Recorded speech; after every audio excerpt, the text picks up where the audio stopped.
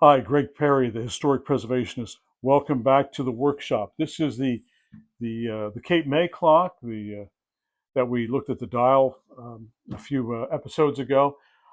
Just examining the dial, we have either a holly or some kind of light wood string inlay on this, and to me it looks like it's mahogany.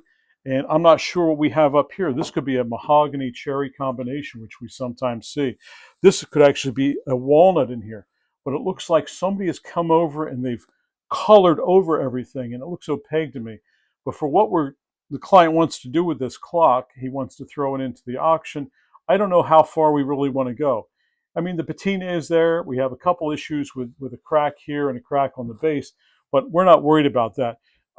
What what we want to get today is we have a problem with the door here. The hinge came undone. So I'm going to lift up and take the door off and examine the hinge and do a quick glue repair if feasible, and then we'll pick this up at our next sitting.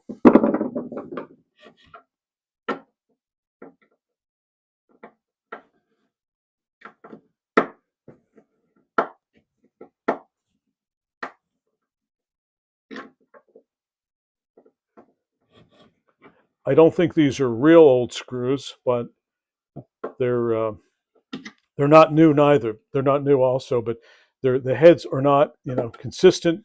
The gap is not consistent, so it doesn't want to receive a. And I'm okay with this. I'm not going to strip these or anything like that. I want to examine the screws, and if need be, we'll put back some 18th century style screws as opposed to these. We will look at those, but I don't want to do any damage to the heads. Otherwise, I could be a little more careful, but I'm not doing any damage. That's the bottom line. Okay, so I think we got it. So let's just take a look first. We can put this guy down.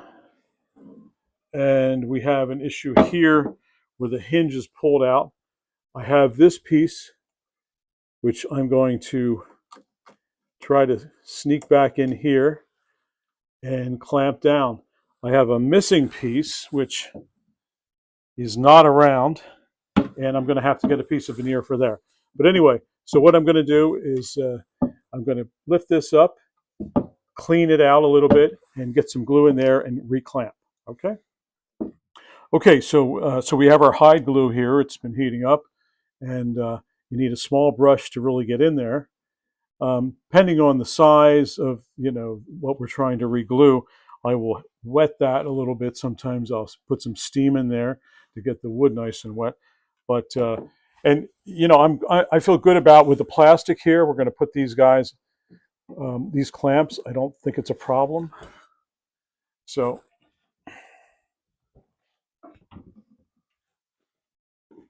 Move down just a hair. Take this off again. So we want to get plenty of the hide glue in there. So remember, hide glue is kind of adhering in two different ways. When it's just drying its setting, and then it has the final set is when the moisture seeps or proceeds to go into the wood. So I'm going to put on both sides. You can always wipe this stuff off, but we just want to make sure we have a really good bond. So we'll get a rag and take care of this. But so this is going to slip under here. And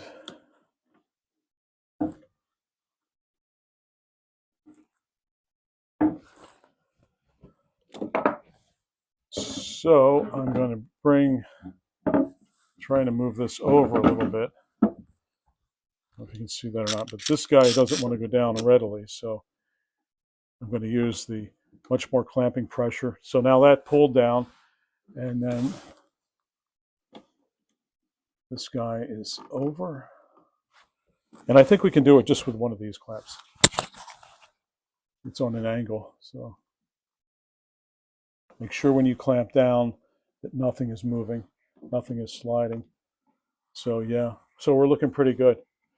I have a little piece here. I don't know if we can get it with the camera, but this little piece here, and I'm going to fit that in right there. Just some more hide glue in, And I'm going to use my skewer stick to push it down. And, we're going to do a little bit of, there you go, pushing it down. I'm getting squeeze out. So I'm going to let this sit before I try to come in and do any cleanup, but I'll come back probably in the next half hour and I will clean some of this off.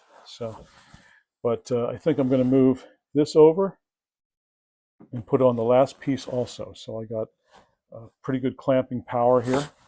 Again, I don't use these often for this, but they are plastic and there's going to be something done to this finish to do an upgrade on it. So I'm not worried about, we're not causing any abrasion happening here.